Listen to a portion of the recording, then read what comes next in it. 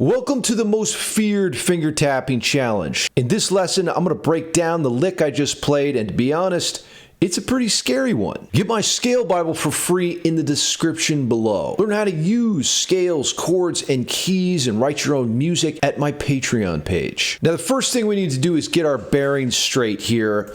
I want to break down the chord progression that I'm using here, which is from Autumn Leaves, the most popular jazz standard, and it begins with this minor 7 chord, A minor 7. Man, that's not even close to A minor 7. I don't know what the hell I was thinking of that. Now there's that. We'll get it here.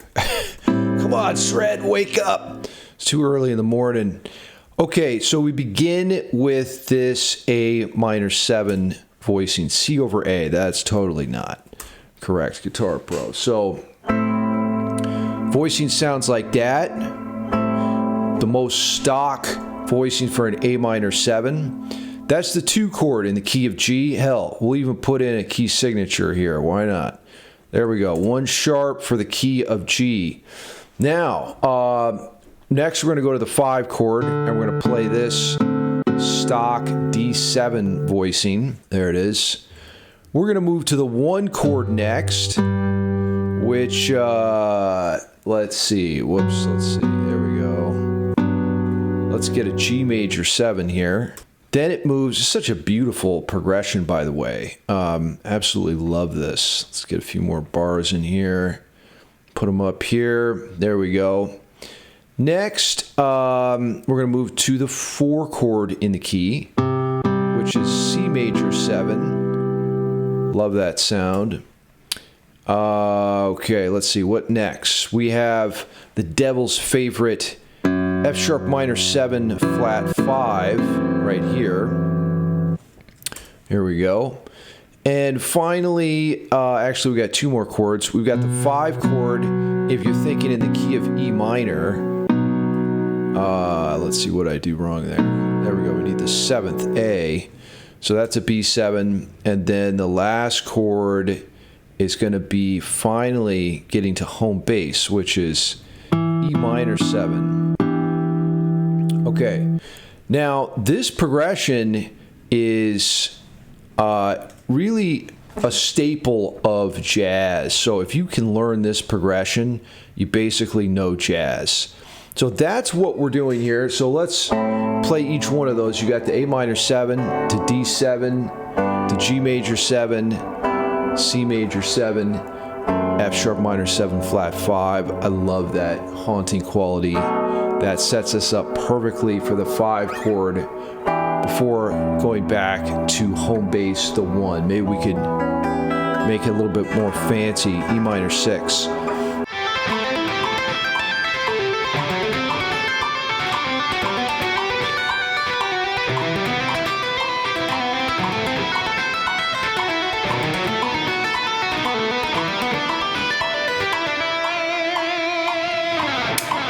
Now in the next segment, I want to break down exactly what the fuck this lick is. It's a bit complex and there's string skipping involved. So let's get into Guitar Pro and transcribe this beast. We're going to begin with an A minor 7 arpeggio. And once you get the system behind this, it's actually not hard to understand. So we begin here on the 12th fret with that A pitch, head up to the 3rd C.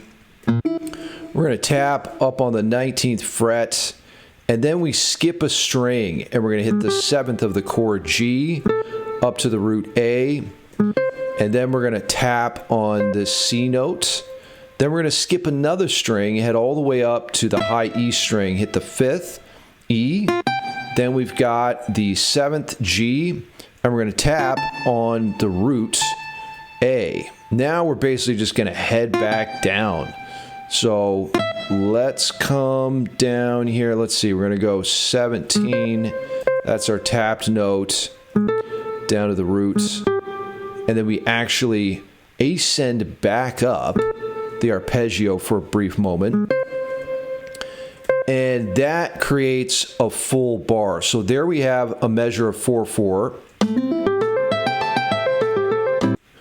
Yep, that's it. Let's head to bar number 2 now. So this is going to be the D7, and we'll start here on the low E string with the root. Then we'll head up to the 3rd, and for this guy, we're going to tap the 5th there. So that's going to be a 17th fret tap. Then we're going to come up to, let's see, the 7th of the chord C, the root, and we're going to be tapping, let's see, the 3rd right there, and then we're going to skip a string again, skip the G string, our favorite string to finger, and we're going to be playing the B string. So let's see, this B string is going to be 10, that's going to be the 5th A, we got the 7th C, and then we're going to tap on the root. Now, same drill as before, we're just going to descend this guy and put the tap right there. Okay, and then we come back up to finish the bar. There we go. So that should be our D7. Yeah, good. Okay, so very important to know what chords you're actually outlining. Whenever you play solos or licks of any kind, in your mind,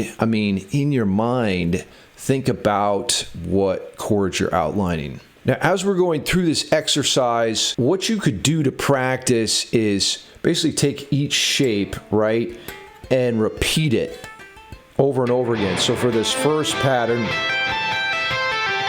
just make a loop.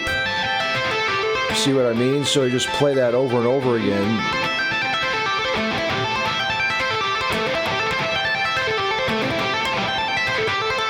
It's a very hard lick to get going fast because when you skip strings, you got to really spank your wood. You know, you got to smack down your fingers really hard to get a nice, big, full tone. Another thing I want to draw attention to here is the muting technique. Put your palm up on the fretboard like that to get more control. And I'm also muting with my left hand as well. So muting is a big part of making this lick work. If you don't get the right muting, then it just sounds like a garbled mess. But yeah, it's incredibly hard to get that going good.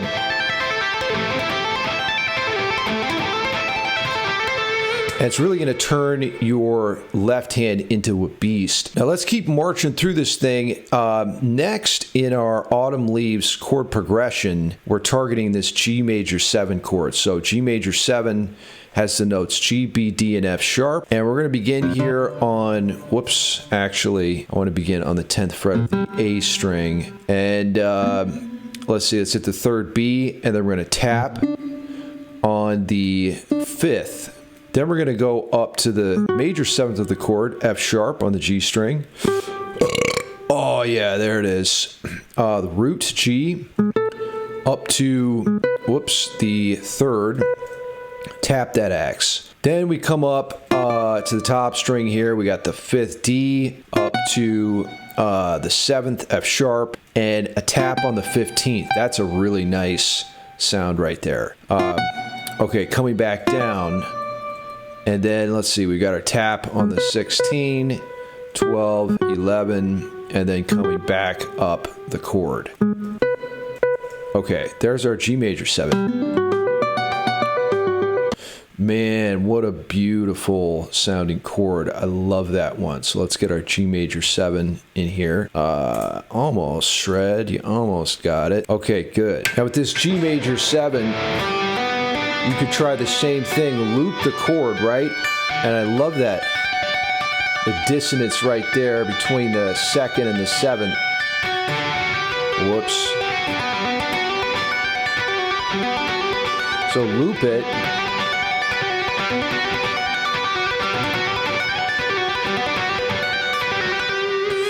And just get your muscle memory dialed in. So much of this comes down to muscle memory. You're covering a lot of ground on the neck and you're doing a lot of position shifts, so you can't necessarily see it all. And you have to rely on repetition to get your muscles dialed. Next chord, let's see, we're moving to C major 7, another beautiful major 7 chord. We begin on the 8th fret of the low E string with the root there, and then we're going to march up to the 3rd on the 12th fret. We're going to tap on the 5th G. Then, oh yeah, here comes this major 7th chord or the major seventh part of the major seventh chord. I love that. Up to the root C. We're going to tap on the third E, and then we're going to head up to the B string here, and we're going to go 8, which is going to be a G note. It's really good to be able to know exactly what notes you're playing on the fingerboard, and this is a great exercise for that. Like, just, you know, knowing the numbers only does you so much good if you want to decode your hardwood. Oh, that rhymed. Very nice. Okay, we're heading back up to our tap note. Let's see if we got this. Man, I love that. Okay, let's get in C major 7 here. All right, cool. The C major 7 lick. So I got to be careful on my Les Paul I don't knock my my switch off there.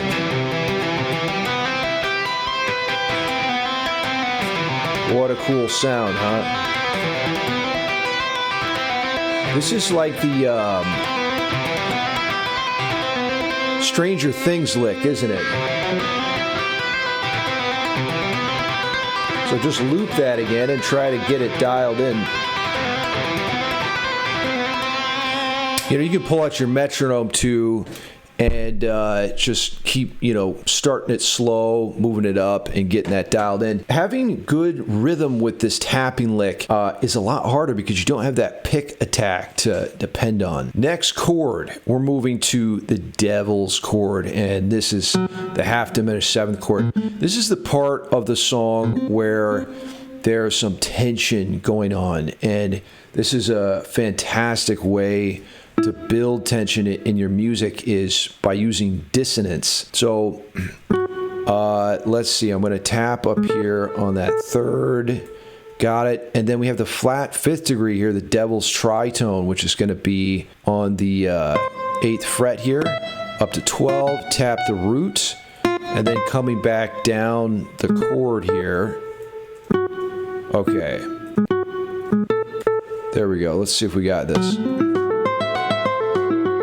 Wow, that chord is rife with drama. So here we go. This is F sharp minor 7, flat 5.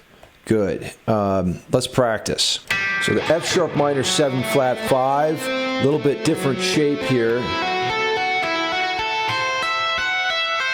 Wow, just listen to those tones, right?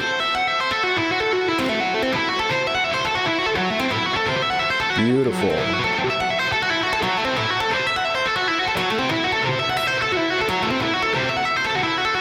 Yeah, the skipping strings make, normally tapping is something you can play faster than any other technique, right? Like you took like a standard lick like this.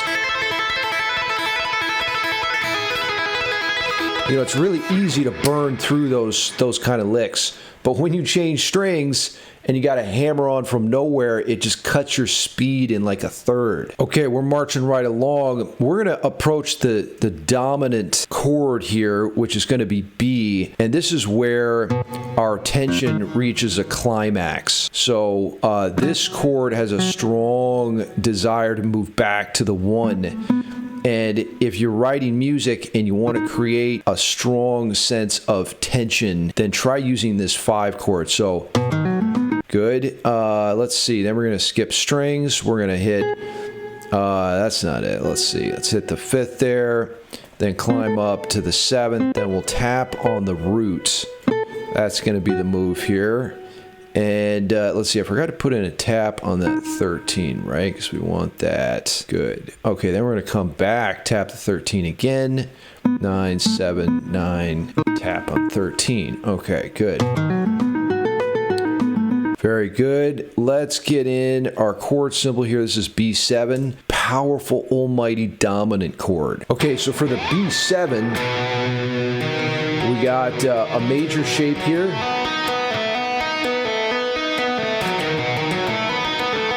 And then we're moving up to the B string. Could try some different patterns there.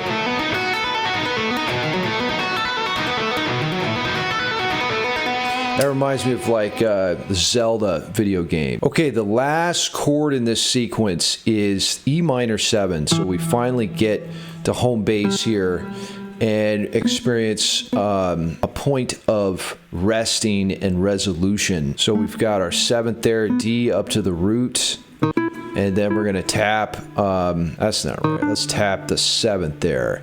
Tap that X. Then we head up to, man, that's not right at all. Come on, shred. So what I needed to actually do there is head up to the G string, the best string to finger. Okay, now we can tap the 3rd G, and then we're gonna move up to the high E string, and we have this 7 or the 5th B up to the 7th D, and then we're gonna tap on the root. So then we'll just come back down, tap the 3rd, come back up and hit the 3rd again, and that's going to complete the chordal sequence here. So let's see what we got. Yeah, great. So on that last chord, you got the E minor 7. Slow it way down and really try to get your muting under control. Very hard to get that.